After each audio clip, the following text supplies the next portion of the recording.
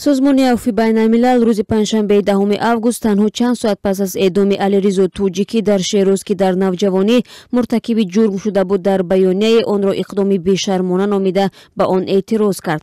علیرضا توجیکی که از 15 سالگی به اتهام تجاوز و قتل در یکی از زندان‌های شیراز نگهداری میشد و تا به حال حداقل اجرای حکم اعدام او 2 بار به عقب افتاده بود، صبح روز پنجشنبه در همین شهر اعدام شد.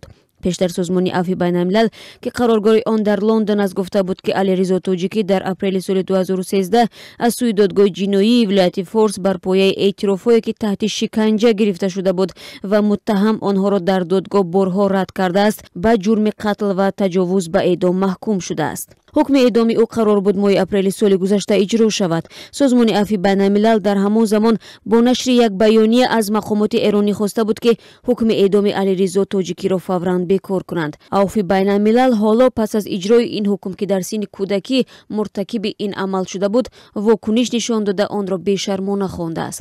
معاون بخش خاورمیانه در سازمان عفو بین‌الملل میگوید که مقامات دادگاهی ایران با اجرای این حکم در واقع قانون‌های بین‌المللی را نقض کردند و همچنین در این بیانیه اجرای حکم علیرضا توجیکی را نشانه تنفر و بیزاری مقامات ایران از حقوق کودکان دانست.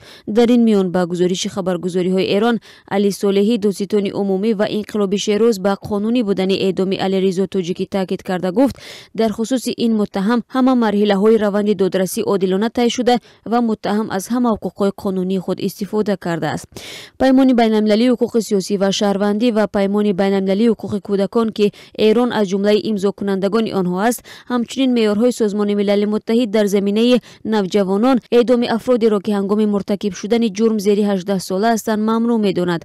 اما دادستان عمومی و انقلاب شیراز گفت متهم در زمان صادر کردن جنایت همه شرایط مسئولیت یعنی عقل و بلاغت و درک عمل جنایت را داشته است. نهادهای حقوق بشر میگویند که نهادهای دادگاهی در ایران نوجوانان محکوم شده را فوراً اعدام نمی کنند، بلکه آنها را پس از رسیدن به سن 18 سالگی اعدام می نمایند. نهادهای بین‌المللی هم اعدام نوجوانان محکوم شده را پس از رسیدن آنها به سن قانونی را مخالف با پیمان بین‌المللی حقوق کودک و قانون‌های جهانی ارزیابی می کنند. ایران پس از چین بالاترین شماره اعدام ها را در جهان دارد.